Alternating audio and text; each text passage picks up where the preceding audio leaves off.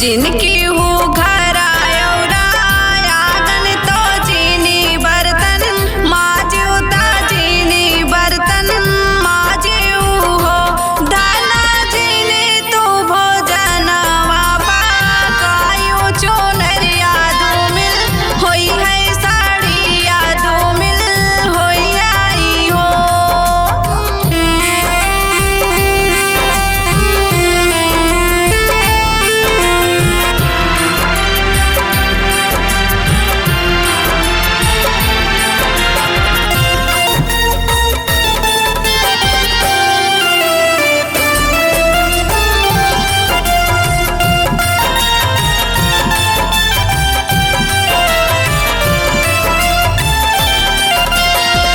के करी है घर आयोरा आंगन तो के बर्तन मजी है तो के बर्तन मजी आई हो पिया के ना पकई है वो जनवा चुनरिया कैसे बची है चुनरिया कैसे बची आई हो।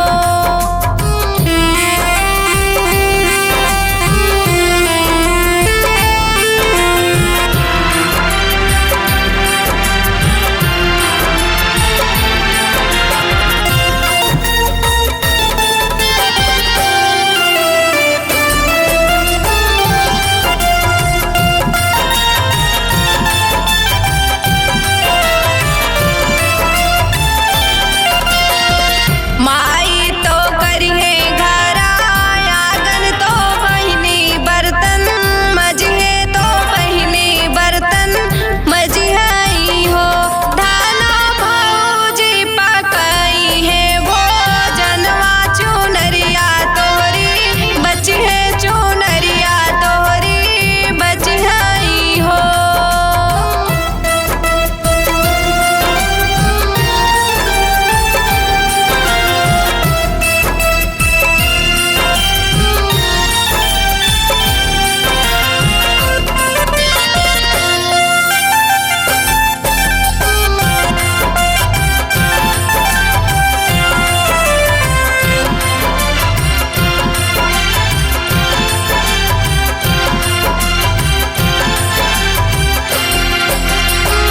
माई जे बाबू गरी यही है बहिनी तनवा मरी है बहिनी तनवा मरी है हो राजा भौजी जे करी है लगवा चुनरिया कैसे बची है चुनरिया कैसे बची आई हो।